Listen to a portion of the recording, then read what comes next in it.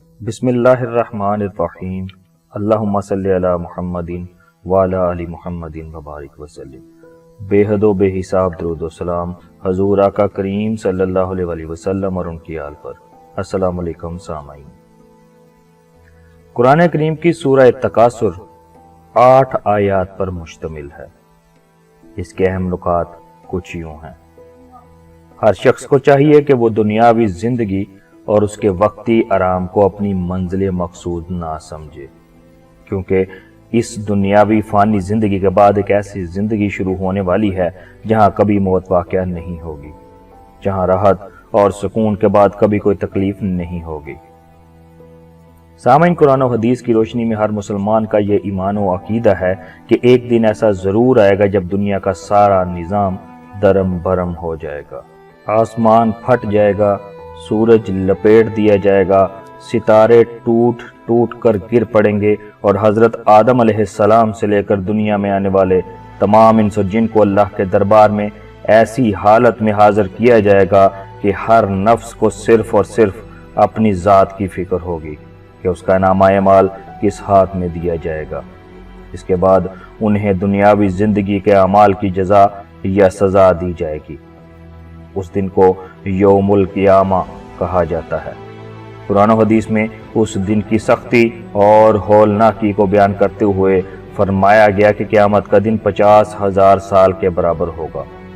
قرآن کریم میں تقریباً 70 جگہوں پر یوم القیامہ کا لفظ وارد ہوا ہے، اور یوم الآخر و دار الآخرہ جیسے الفاظ کا ذکر قرآن کریم میں 20 مرتبہ ہوا ہے۔ نہ صرف مسلمانوں بلکہ عیسائیوں اور یہودیوں کا بھی یہی عقیدہ ہے کہ ایک دن دنیا اور دنیا کی ساری نقل و حرکت ختم ہو جائے گی، اور انسان کی دنیاوی اعمال کے مطابق اللہ کے حکم پر جنت یا جہنم کا فیصلہ سنایا جائے گا۔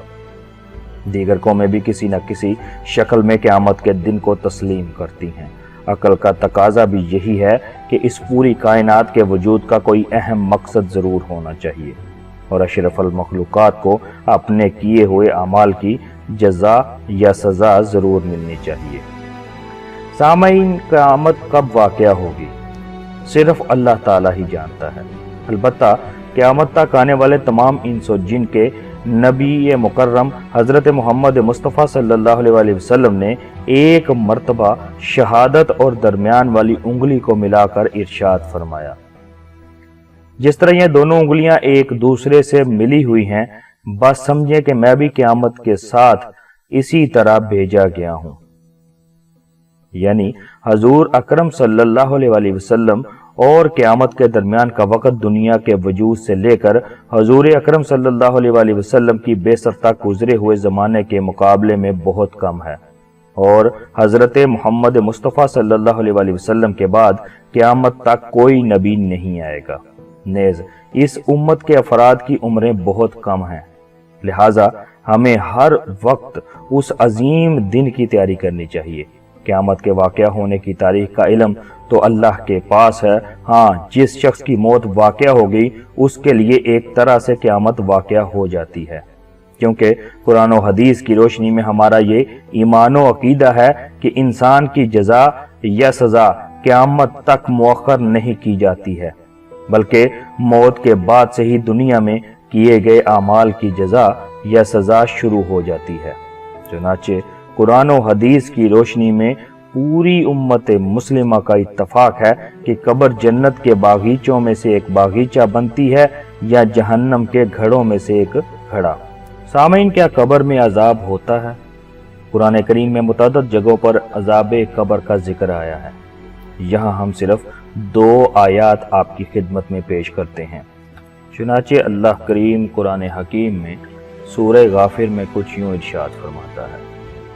آیات نمبر 45-46 ترجمہ۔ فرعون کے لوگوں کو بدترین عذاب نے آ گھیرا۔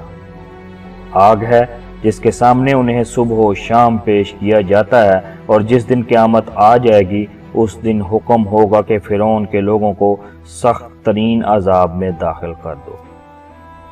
سامعین، انسان کے مرنے کے بعد اور قیامت سے پہلے انسان کی روح جس عالم میں رہتی ہے اسے عالم برزخ کہا جاتا ہے۔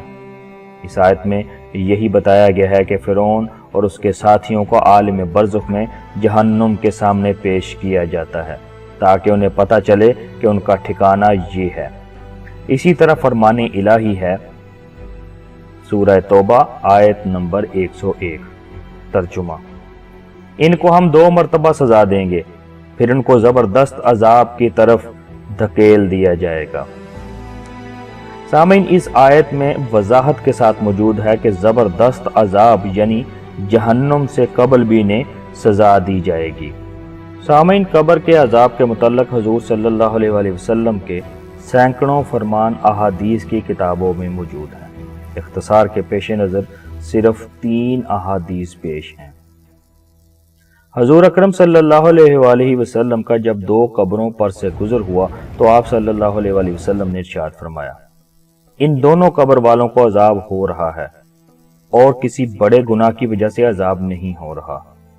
ایک تو ان میں سے چغل خوری کرتا تھا اور دوسرا پیشاب سے بچنے میں احتیاط نہیں کرتا تھا۔ اس کے بعد آپ صلی اللہ علیہ وآلہ وسلم نے ایک ہری ٹہنی منگائی اور اسے چیر کر 2 کیا، ہر ایک کی قبر پر ایک ایک گاڑ دی اور فرمایا، جب تک یہ ٹہنی خشک نہ ہو امید ہے کہ ان کا عذاب ہلکا ہو جائے۔ سامعین، مسلم شریف کی ایک طویل حدیث میں مذکور ہے کہ حضور اکرم صلی اللہ علیہ وآلہ وسلم نے ارشاد فرمایا، اگر یہ خیال نہ ہوتا کہ تم دفن کرنا چھوڑ دو گے تو میں خدا سے دعا کرتا کہ وہ تمہیں قبر کا وہ عذاب سنا دے جو میں سن رہا ہوں۔ اس کے بعد حضور اکرم صلی اللہ علیہ وآلہ وسلم نے صحابہ اکرام علیہم رضوان کی طرف متوجہ ہو کر فرمایا، قبر کے عذاب سے اللہ کی پناہ مانگو۔ نیز فرمان رسول صلی اللہ علیہ وآلہ وسلم ہے، جب آدمی مر جاتا ہے تو صبح و شام اسے اس کا ٹھکانہ دکھایا جاتا ہے، اگر اہل جنت سے ہوتا ہے تو جنت اور اگر اہل جہنم سے ہوتا ہے تو بھڑکتی ہوئی آگ اسے دکھائی جاتی ہے اور کہا جاتا ہے کہ یہ وہ تیرا ٹھکانہ ہے جہاں قیامت کے دن تجھے اٹھا کر پہنچا دیا جائے گا۔ سامعین، مزید موضوع جاننے کے لیے اس ویڈیو کا دوسرا حصہ ملاحظہ فرمائیں۔